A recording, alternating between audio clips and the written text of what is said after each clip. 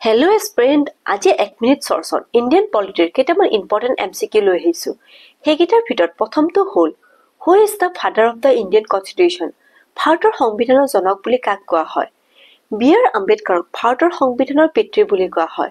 তেখেতৰ তত্ত্বাৱধানতে ভাৰতৰ সংবিধানখন প্ৰস্তুত কৰা হৈছিলে আৰু ড্ৰাফটিং কমিটিৰো তেখেত হেড আছিলে বি.আৰ. আম্বেদকাৰ।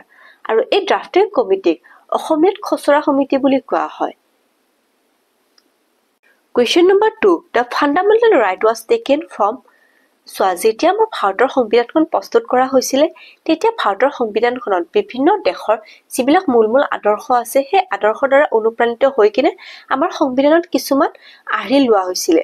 এতিয়া সুধিছে যে আমাৰ সংবিধানত মৌলিক অধিকাৰসমূহ কোনখন দেশৰ সংবিধানৰ পৰা লোৱা হৈছে?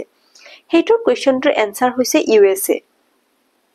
মৌলিক অধিকাৰটো লোৱা হৈছে আমেৰিকাৰ সংবিধানৰ পৰা USAৰ পৰা আৰু সংবিধানত মৌলিক কৰ্তব্য অৰ্থাৎ ফাণ্ডামেণ্টেল ডিউটিসমূহ লোৱা হৈছে ৰাছিয়াৰ সংবিধানৰ পৰা আৰু ফ্ৰান্সৰ পৰা কি লোৱা হৈছে? ফ্ৰান্সৰ পৰা লোৱা হৈছে ফ্ৰেটাৰ্নিটি, ইকুৱেলিটি আৰু লিবাৰ্টি অৰ্থাৎ ভাতৃত্ববোধ, সমতা আৰু স্বাধীনতা। এই কনচেপ্টটো লোৱা হৈছে তোমাৰ ফ্ৰান্সৰ পৰা। আৰু ইণ্ডিয়ান পলিটিটোৰ যদি তোমালোকে ডিটেইলছত জানিব বিচাৰিছা তেতিয়াহ'লে মোক কমেণ্ট কৰিবা। আজি 1 মিনিট চৰ্চত মই ইয়াতে থৈছো। বাই।